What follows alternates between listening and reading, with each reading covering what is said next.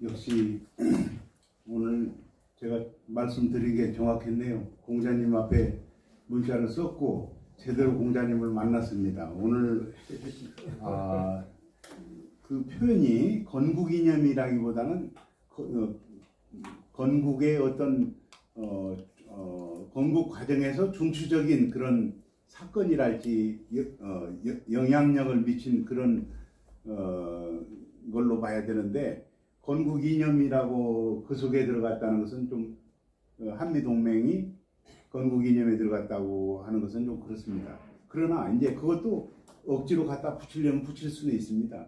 미국에 의존해서 미국의 틀을 활용해서 건국을 했다, 이런 뜻으로 표현을 바꾸도록 이제 제가 하겠습니다. 다음번에는 그보다도 더 중요한 지적해 주신 것에 역시 참 김선영 교수님은 참으로 이 분야의 대가십니다. 건국 진보 보수의 틀에 억지로 가두면 안 되겠다. 아까 대표적으로 여성해방운동이랄지 농노제랄지 이것은 사실은 보수라고 볼 수가 없거든요. 그건 완전히 진보 중의 진보죠. 예, 그런 측면도 우리가 함께 같이 봐야 되고, 이율국 선생에 대해서도 끌어들이는 거 보면 뭐 당파에다 자꾸 끌어들이려는 사람이 있고 또 그걸 반대하는 사람이 있어요. 이율국 그 사람은 그 당파에 끌려갈 그런 쪼무레기 같은 분이 아니라 큰 분이니까 무슨 이파 저파에 끌어들이려고 하지 마라, 그런 글을 제가 읽은 적이 있었는데, 오늘 이승만 박사, 백성욱 박사를 그 진보 보수 어느 한쪽에다 끌어들이지 말고 그분을 통해서 이제 뭐라 그럴까요? 결과론적으로 이렇게 흘러가는 건 모르지만 거기에다가 억지로 가두지, 논리상 가두어서는 안 된다 하는 것에 참으로 공감을 하고요. 저도 이제 그런 관점에서 보면은 상당히 이 대국민 화합 차원에서도 좋은 논리를 제공할 수도, 논리를 또 만들어낼 수도 있고 또 설득도 하고, 참 굉장히 좋은 아이디어를 주셨습니다. 이렇게 오늘 참으로 감사하게 생각합니다. 답이 됐는지 모르겠습니다. 아주 좋은 공부가 되었습니다. 예, 공부 많이 됐습니다.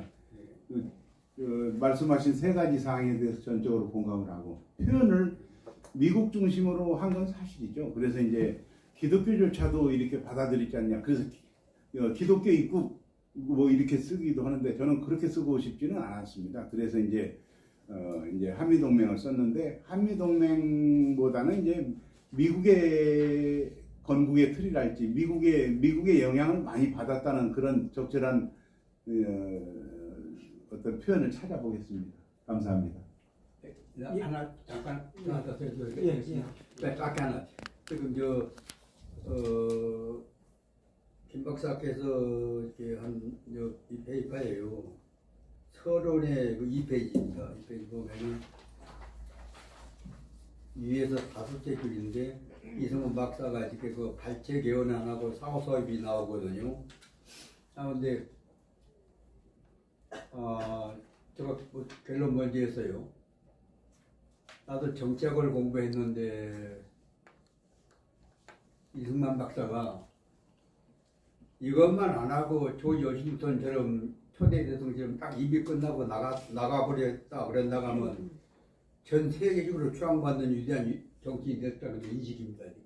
저도 공감합니다. 예, 이분이 딱 임기 차고 나가버려. 그러니까 계속 이거 해가지고 마지막까지 끝까지 이제 저 대통령을 하시려고 하셨기 때문에 여기서 이제 문제가 왔다고 보는데, 그러니까 예를 들면 부정선거지 무슨 거 참 이것과 연결된 겁니다 지금요. 그래서 여러분이 저가 이제 이거는 어떻게 하십니까? 공감합니다. 이제 되었습니다. 예. 예, 또 다른 말씀하시죠. 지금 그 말씀하신 미국의 영향 문제, 저기 마이크. 네. 건국 초기에 그 미국의 누르시면 까만. 건국 초기에 미국의 영향에 대해서 지금 김강룡 교수님께서 언급을 하셨는데, 제가 그 독일에 있으면서 미군정과 독일 건국 과정에서의 관계에 대해서 좀 자료를 본 적이 있습니다. 그때는 미군정 장교들과 당시에 독일의 지성인들과의 갈등이 굉장히 심했습니다. 그것은 그럴 수밖에 없었던 것이 당시 독일의 지성인들 입장에서 봤을 때에는 미국 군인들은 어떤 지적인 것이라든가 문화적인 역량에서 자기들의 상대가 되지 않는다고 생각을 했습니다. 그래서 사실은 미 군정의 그 문화 정책을 담당하는 그 장교들은 미국 문화원이라든가 뭐 아메리칸 하우스를 통해서 미국 문화를 독일 쪽에 많이 이입을 시키려고 노력을 했었거든요. 그런데 실제적으로는 독일 유럽 사람들은 미국 국민에 대한 우월의식을 갖고 있었기 때문에 유럽의 문화, 무슨 양키의 문화를 우리한테 이입을 하려고 하냐? 그런 데 대한 어떤 그런 반감들이 있었습니다. 그런데 이제 그럼에도 불구하고 미 군정에서는 무슨 정책을 피려고 했었냐면 리에듀케이션 프로그램이라고 해서 미 군정에서는 이제 독일 국민들을 하나의 그 군국주의의 점철인 민주주의 훈련이 전혀 되지 않은 그런 이제 국가의 국민들이었기 때문에 이것을 새로운 민주주의를 재교시켜야 되는 대상으로 이렇게 생각을 했었거든요. 미 군정에서는. 근데 이제 그것이 독일 쪽에서는 잘 먹혀 들어가지 않았어요. 먹혀 들어가지 않고.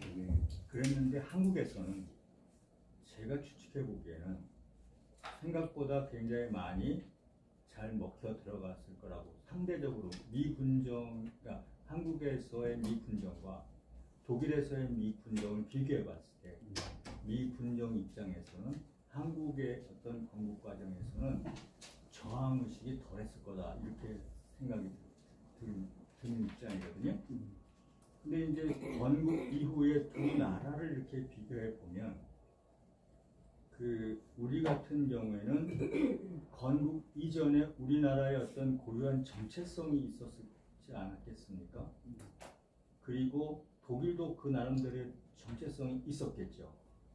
그런데 미 군정 과정을 거치면서 독일은 그 나름대로의 자기네 나라의 정체성을 유지하는 쪽으로 건국 이후에 그 과정이 진행됐던 것 같고, 저희 같은 경우에는 무슨 기독교라든가 미 군정이라든가 어떤 미국의 영향력이 상대적으로 유럽에 비해서 강화가 돼서 어떤 미국화의 과정을 걷게 되는 하나의 결정적인 계기가 됐었고, 그 과정에서 그 미 군정에서 지도자를 독일도 아데나우를 세웠거든요. 그분도 70대가 넘은 그 당시에 쾰른 시장을 하시다가 시장에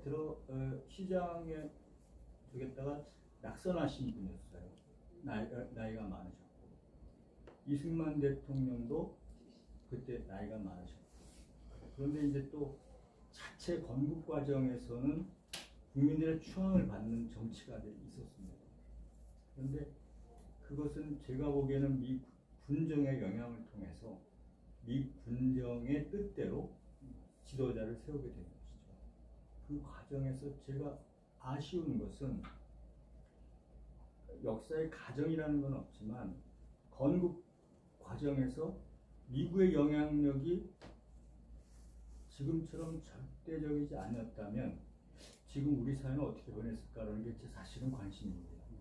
일본 사람들은 실제적으로 그 유럽 사람들의 영향을 많이 받아가지고 독일의 학문이라든가 독일의 의학이라든가 독일의 정신이라든가 영국이라든가 이런 쪽을 많이 이렇게 받아들여가지고 그 일본 사회를 가보면은 유럽적인 마인드를 많이 느낄 수가 있거든요. 근데 우리 사회는 사실은 그 좁은 국토에 비해서는 상당히 그 미국적인 마인드로 이렇게 발전해온 걸 비교할 수 있어요. 그래서 저는 이제 개인적으로는 그때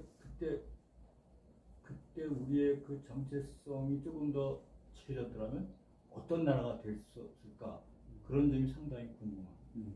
좀 길어서 죄송합니다. 예, 우리 사회자님 허락 맡게. 아니 저기 우리 그 이주영 교수님 말씀은 오늘 그 김 박사님의 말씀을 좀 보완해서 하면서 질의를 하신 것 같습니다. 그래서 우리 김 박사님 그 말씀 좀 예, 오늘 미 군정하고 독일 군정하고 그런 그 차이점, 이제 정치 문화적인 그런 차원에서 차이점을 이렇게 제가 이렇게 깊이 있게 배우게 됐고요. 근데 우리는 왜 이렇게 선택의 여지가 없었는가? 이승만 대통령이나 미국이나 이것은 제가 볼 때는 바로 공산화, 남북이 임시정부 때부터 한쪽이 김일성하고 소련하고 공산주의하고 거기에 대한 위협을 느끼는 사람은 당연히 그 반대쪽에 힘 있는 그 이념을 선택할 수밖에 없는 그런 측면이, 독일도 물론 마찬가지지만 우리는 그게 더 절박하지 않았을까 이런 생각이 듭니다. 그래서 그 시점에서 그나마라도 미국을 잡아서 또 미국을 움직여서, 그때 당시에 미국은 한국하고 동맹을 맺을 생각을 이만큼도 하고 싶은 마음이 없었어요. 한국에 대해서는 관심이 없어요. 그런데 이승만 대통령의 능력으로 그 한미동맹을 이루어낸 것이고, 지금까지도 이렇게 튼튼하게 한미 공조관계가 이루어지는 것입니다. 그것은 그 부분은 아마 이따가 김일주 교수님 발표 때 이제 많이 배우실 거라고 보는데요. 이 독일 과정에서 저는 이제 독일 유학을 못해서 많이 배웠어요. 감사드립니다. 뭐 제가 설명이 길면 안 될까요? 예, 보안 말씀에서 답변 잘해 주셨습니다. 두 분께 감사드립니다. 일단 그 제목은 우리 그 김일주 박사님과도 연관되는 부분이 있어요. 독일에도 뭐 동독서독으로 나눠져 있었고, 우리도 남북한 관계 있었고, 또 미국이 일본에다가 원자탄 터뜨리니까 이제 금방 또 이렇게 되는 것도 있는데, 그 잠시 후에 김일주 박사님 강연에서 또 보충해서 저희들이 공부하기로 하죠. 그런 정도로 그 부분 말씀을 정리를 하겠습니다. 또 다른 분 계시면 한 분만 더 좀 받도록 하겠습니다. 시간은 많이 지났습니다만은 너무 열의가 뜨거워서 한 분만 더. 김재숙 교장 선생님. 말씀 없으시네요. 말씀하시겠어요? 너무 잘 들었어. 그러시네. 예, 그러면 자, 그러면 우선 일단 이렇게 해서 요 세션은 요것으로 마무리 지고, 아까 말씀드린 대로 한 10분간 브레이크 타임을 갖도록 하겠습니다.